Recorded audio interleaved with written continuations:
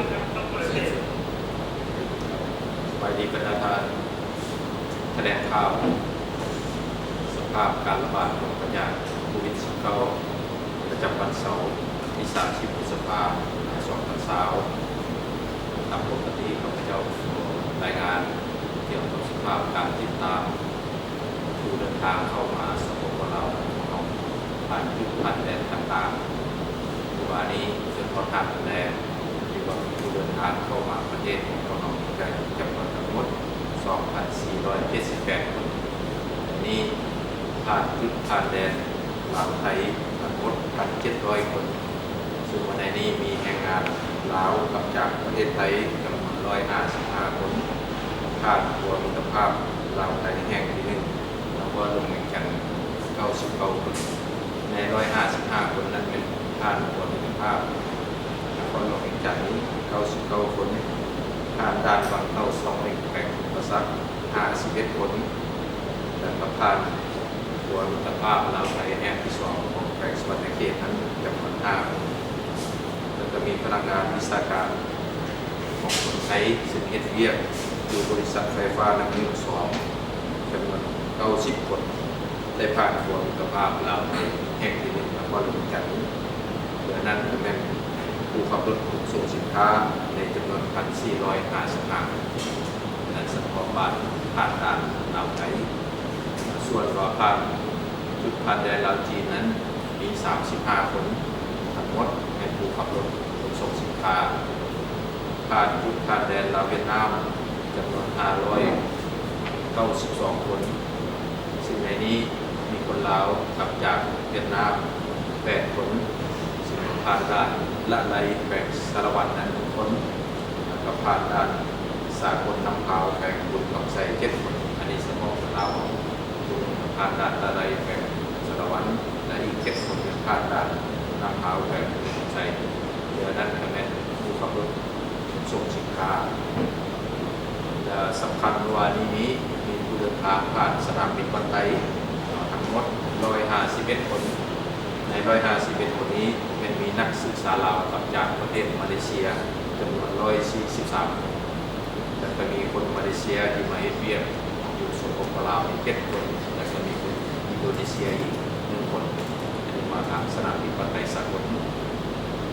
ทุกคนที่ได้ผ่านด่านและผ่านสนามบินนั้นได้วัดแพทย์ของร่างกายแล้วก็ได้สอบถามถึงอาการพยาธิอาการผิดปกติหรือว่าทุกคนนั้นมีอาการไข้และก็มีอาการผิดปกติ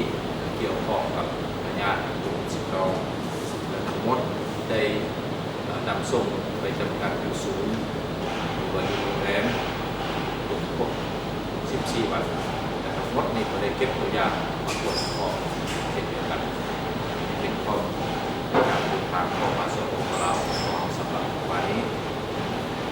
เกี่ยวกับการเก็บตัวอย่างมาตรวจวิเคราะห์และก็ค้นหาผู้ติดเชื้อพยาธินี้หรือว่าวันที่29 พฤษภาคม 2020 นี้ได้เก็บตัวอย่างมาตรวจวิเคราะห์ทั้งหมด 291 คนในนี้มีแรงงานลาวกลับจากประเทศไทย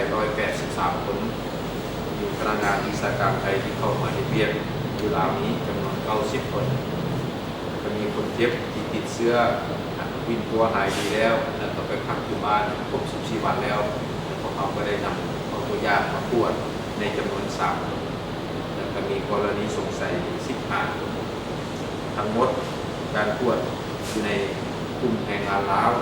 วิชาการไทยกรณีสงสัยนี้ที่ว่าพบมีผู้ติดเชื้อหมายความว่าวันที่29 พฤษภาคม 2020 นี้เขาพบผู้ติดเชื้อสั่งรวมการตรวจวิเคราะห์ในเดือนมังกรฮอดวันที่29 พฤษภาคม 2020 นี้ได้เก็บตัวอย่างมาตรวจทั้งหมด 6,432 ตัวอย่างก็ยืนยันอีกว่าใน 6,432 ตัวอย่างนี้ตรวจพบเชื้อของมิตร19 คนที่ได้สะสมมาเป็นจำนวนนี้ก็ถือว่าเป็นมื้อนี้เป็นมื้อที่48แล้วที่ว่าพบผู้ติดเชื้ออยู่ในประเทศของเราก็ถึงการติดตามผู้จำกัดบริเวณที่สูงจำกัดบริเวณต่างๆในขอบเขตประเทศนี้ปัจจุบันพวกประเทศของเรามีศูนย์จำกัดบริเวณทั้งหมด70 ศูนย์ แล้วก็มีโรงแรมอยู่แต่ละแขวงเพื่อจำกัดบริเวณผู้จำกัดบริเวณอยู่ศูนย์ทั้งหมดมี 2,160 คนในนี้พอเราได้เก็บตัวอย่างมาคนที่ข้ออาเซียนยากแต่ทั้งหมดนี่ถือว่าโบเป็นผู้ติดเชื้อก็ถึงการติดตามปิ่นตัวคนเจ็บอยู่ห้องหมออันนี้ก็เป็นตัวเลขเก่าที่เคยเสนอผ่านมาแล้วในปัจจุบันยังแต่3 คนที่นอนอยู่กับหมอสภาพเป็นหญิง2 คนใน3 คนนี้ทุกคนไม่มีอาการปกติก็เราคาดคะเนว่าวันจันทร์นี้มันจะเป็นตัวอย่างมาตรวจของผู้ที่คาดว่า2 ครั้งตัวอย่างการพบเชื้อจะพิจารณาให้พวกคนจะไปจำกัดตัวเองอยู่ที่อีก14 วันเป็นความคืบหน้าในการติดตัวคนเจ็บที่ยังอยู่ในหมอ3 คนนี้นอกจากการติดตามสภาพการระบาดของพยาธิโควิด -19 อยู่ภายในประเทศของแล้วคณะสังคมคิดยังได้ติดตามยังได้เฝ้าระวังอย่างใกล้ชิดการระบาดของประเทศของข้างสปป.ลาวเป็นต้นว่าสปป.จีนสเวียตนามประเทศกัมพูชาประเทศไทยประเทศเมียนมาคือว่าประเทศที่มีชายแดนติดจอดกับประเทศเราเนี่ยถือว่าการระบาดของพยาธิโควิด -19 นี่ได้ปลอดภัยหลายแต่ว่าในกลุ่มประเทศอาเซียนถือว่ายังมีจำนวนหนึ่งบางประเทศที่ยังมีอัตราการติดเชื้อสูงเฉพาะข้อมูลมาฮอด6 โมงของวันนี้ทั่วโลกนี้มีการระบาดอยู่ใน213 ประเทศแต่มีผู้ติดเชื้อยังยืนว่าการติดเชื้อทั้งหมดแม่น6 ล้านคนอันนี้เป็นตัวเลขใหม่เฉพาะนี้ผู้ติดเชื้อทั่วโลกนี่เพิ่มขึ้นเป็น6 ล้านคนแล้วแต่มีผู้ติดใหม่ในเมื่อวานนี้119,700 คนอันนั้นติดเชื้อใหม่แล้วผู้เสียชีวิต366,200 คนเสียชีวิตเมื่อวานนี้4,700 คนซึ่งว่าผู้เสียชีวิตในจำนวน 4,000 กว่าคนนี้รวมเอา 6.08% ของผู้ติดเชื้อทั้งหมดการปิ่นปัวหายดีมีจำนวน 2,655,000 คนและปิ่นปัวหายดีเมื่อวานนี้ 78,000 กว่าคนผู้ปิ่นปัวหายดีนี้รวมเอา 44.10% ของผู้ติดเชื้อทั้งหมดถือว่าปิ่นปัวหายดียับขึ้นหลายสมควรรวม 44% ของผู้ติดเชื้อทั้งหมดประเด็นสำคัญก็คือได้เสนอกันนั้นอยู่ในทวีปอเมริกาทวีปยุโรปนี้มีบางประเทศยังมีอัตราการติดเชื้อแต่ละวันสูงและก็มีอาการเสียชีวิตสูงบางประเทศนี่ติดเชื้อมือเดียวถึง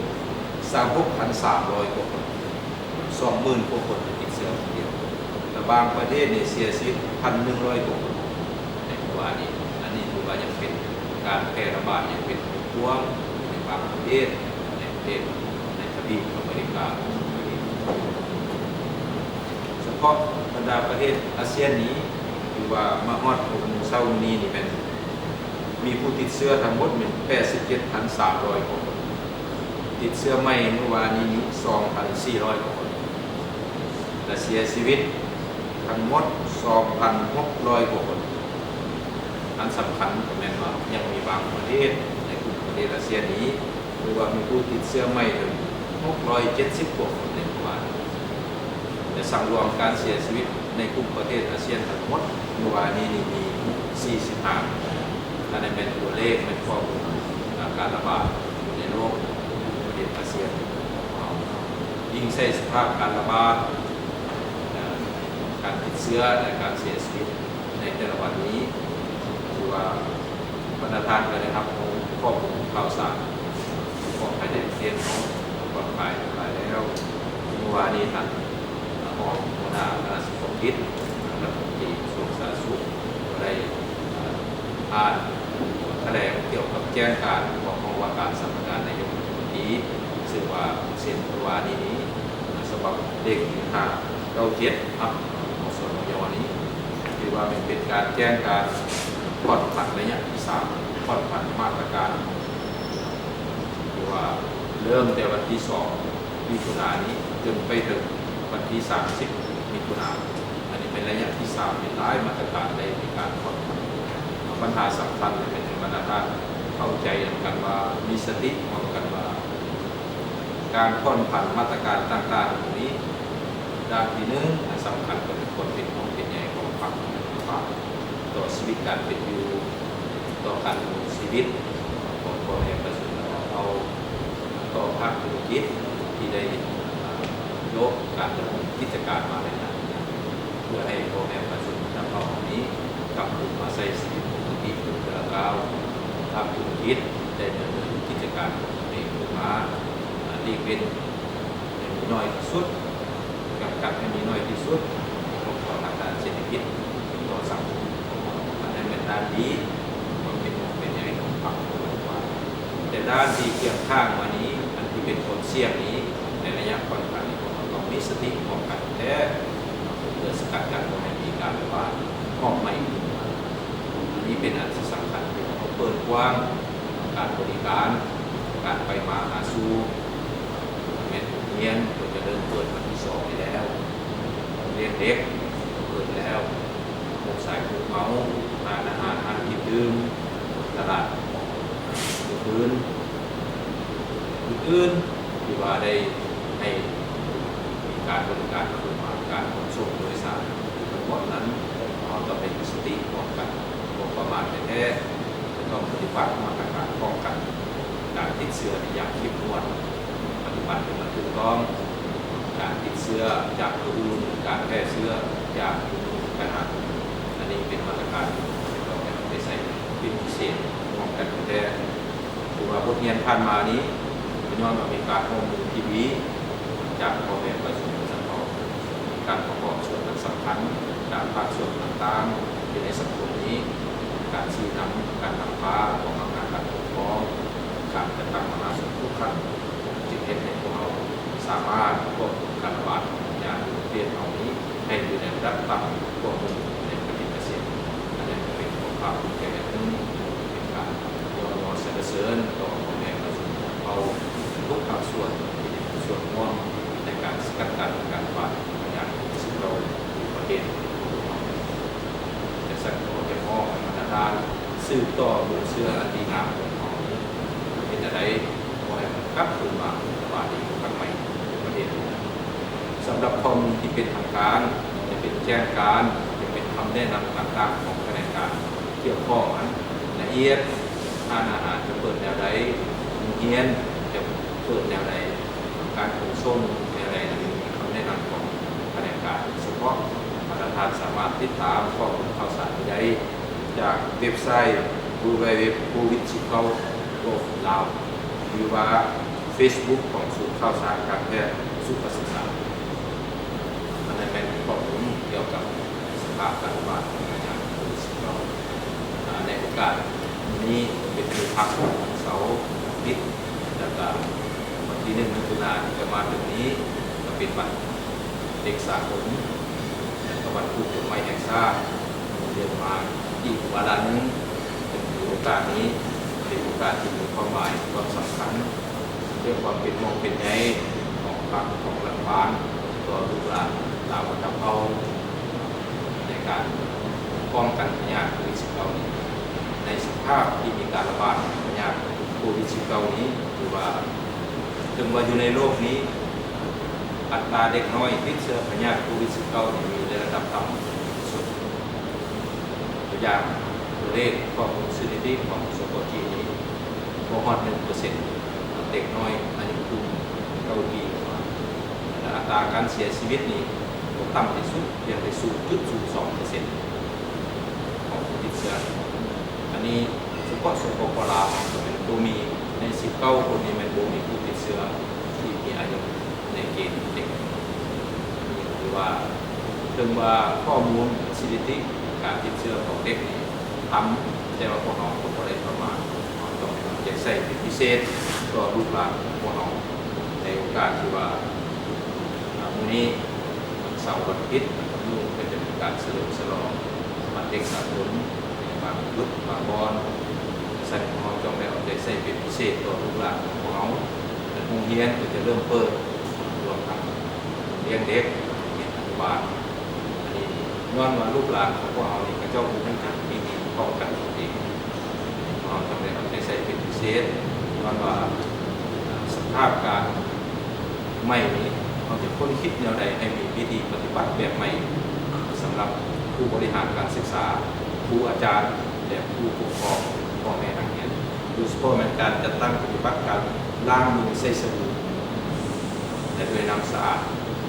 ให้ลูกหลานของเราเรื่อยๆเวลาพระเจ้าก่อนจะกินอาหารหลังจากกินอาหารเวลาเข้าห้องน้ำหรือจับบายสัตว์เลี้ยงจับบายเครื่องรีดของพระเจ้านี่คือว่าให้มันกลายเป็นความชินเคยปกติแบบใหม่มันสำคัญอันหนึ่งในการล้างอันที่สองมันแม่นว่าเวลาไอหรือจามก็ต้องแนะนำให้พระเจ้าว่าให้การไอแบบกระทันหันบทันมีเทียบทันมีแนวผ้าหมกสดหูปากก็เป็นให้เอาไอใส่แปดซอกตัวเองนี่เพื่อให้น้ำลายให้ไอเราออกนี้คงไปใส่มือดีแท้กันมันใส่เทียอัดปากน้ำมันเพื่อให้ฟงออกไปอันนี้เป็นอันที่สองคือว่าเราสามารถแนะนำให้ลูกหลานทำได้อันที่สามก็เลี่ยงที่สุดบ่ไป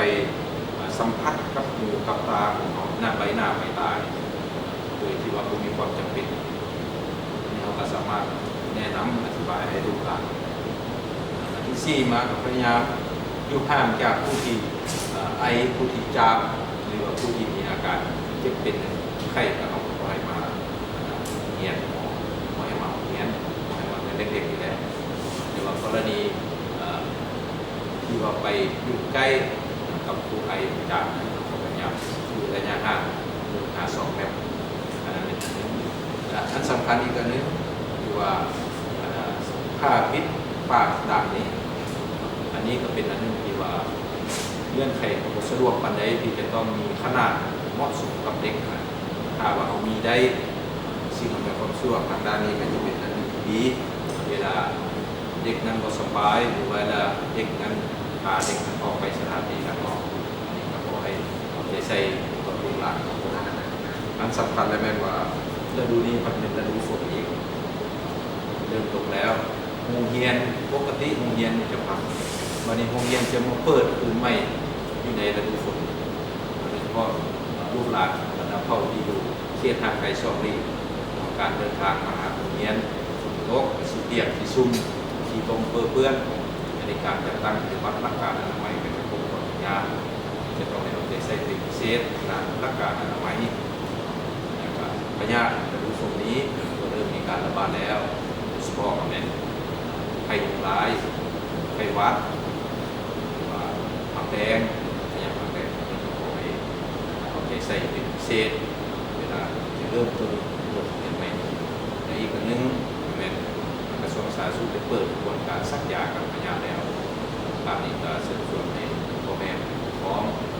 อาจารย์ทำความสะดวกหรือว่านำพาลูกหลานไป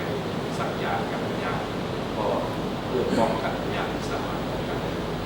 การแถลงข่าวประจำวันเสาร์พฤษภาคม30 พฤษภาคมตอนนี้ได้สิ้นสุดก็เข้าใจกันตามสมกับความจากสภาพ